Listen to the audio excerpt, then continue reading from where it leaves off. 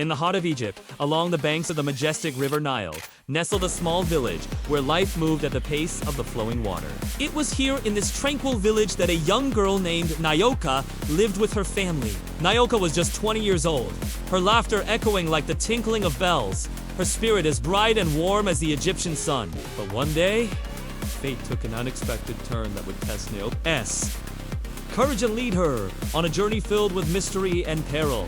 It all started when Nyoka's mother, the lovely Amuna, asked her to do a simple errand.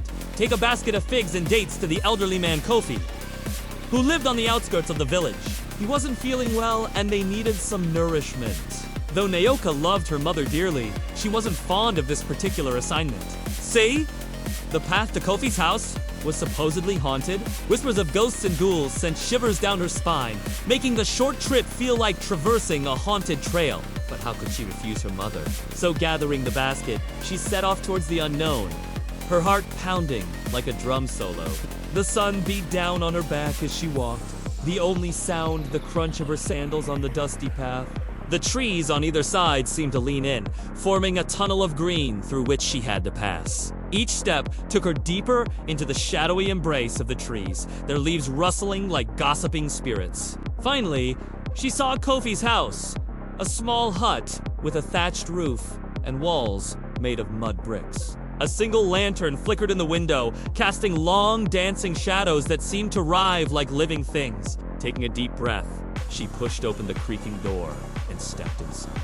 Kofi sat on a stool by his bed, his face drawn and pale. "Thank you, Nyoka!" he rasped, his voice like dry leaves crunching underfoot. His eyes were filled with gratitude as he reached out for the basket. Nyoka couldn't help but notice the thick lock on the bedroom door. It looked heavy and ominous, like something out of a scary story. But when she mentioned it, Kofi just waved it away, muttering about nothing, and ushered her to leave. As she stood up to go, he stopped her with a shaky hand. "Stay with me tonight," he whispered urgently. "There are dangers on the road after dark." Nyoka hesitated, torn between her fear of the night and her concern for the old man. But, seeing the desperation in his eyes, she agreed. As darkness fell, the flickering lamplight did little to chase away the gloom. Shadows stretched and twisted, taking on menacing shapes. Every creak of the old house, every sigh of the wind outside sent fresh jolts of fear through Nyoka. To distract herself from the mounting dread, she engaged Kofi in conversation. And as the night deepened, he began to share tales of his youth. He spoke of faraway lands he'd visited and the many adventures he'd had. His stories were so captivating that Nyoka found herself transported to different worlds, if only for a little while. But as the night wore on, the silence between his stories grew louder. The clock on the wall seemed to tick with agonizing slowness, each tick echoing the beat of Nyoka's frightened heart. Then came the sounds, soft at first, like whispers in the darkness. Then they grew, becoming a cacophony of noise, banging, thumping, scratching, as if something were clawing at the door. Nyoka clung to Kofi's hand, her knuckles turning white, but he remained calm, his grip firm on hers. "It's all right," he whispered, though his voice lacked its usual strength. "It's just the wind." But Nyoka wasn't convinced. The terror in her eyes reflected the flickering lamplight. Just then, the scratching at the door turned into a violent pounding. Something heavy thudded against the wood. Again and again, Nyoka's heart pounded in her chest. Then, suddenly, the door burst open. A gust of wind rushed in, extinguishing the lamp and plunging them into darkness. Panicked cries echoed in the sudden blackness. Rana voice whispered urgently, and Nyoka didn't need to be told twice. She scrambled for the window, her fingers finding the cool glass in the darkness. With a final, desperate push, she slipped through and tumbled to the ground outside. She ran, her bare feet slapping against the hard ground, her mind screaming in terror. Behind her, she heard the old man's screams abruptly cut off. When she finally burst into her family's courtyard, gasping for breath, the first rays of dawn were touching the sky. Her parents rushed to her, their faces etched with worry as they led her inside. Only then, in the safety of her family's embrace, did the full weight of her terror come crashing down. She collapsed into a chair, tears streaming down her face as she recounted the horrors of the night. Her brother, Leto, his face tight with anger, and her mother, Uma, her eyes filled with concern, listened intently. After Naoka had regained her composure, her father, Jabari, a man with the weathered face of a storyteller and the calm eyes of a leader, spoke up. "We must go to Kofi's house," he said, his voice grave. "Lu, our wise elder, will come with us." And so, the small group set out for Kofi's house, their faces grim. When they arrived, they found the door hanging off its hinges, revealing an empty room. A single lantern lay broken on the ground, its flame extinguished, but it was the heavy lock on the bedroom door that truly caught their attention.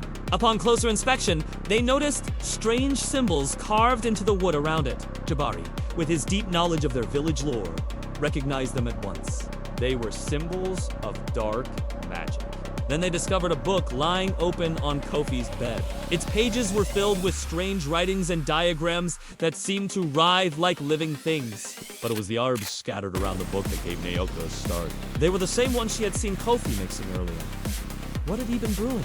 With the elder Lu and Naoka, they carefully packed the lock, the book, the herbs, and the wooden figure that radiated an unsettling dark energy into sex. Their destination was Yora, the village shaman, a woman who lived deep in the papyrus fields at the edge of the village.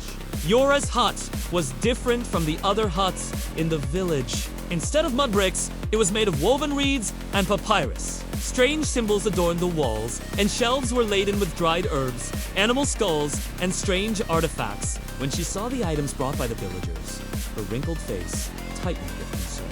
After examining the wooden figure, she finally spoke, her voice like rustling leaves. "This is dark magic," she said gravely.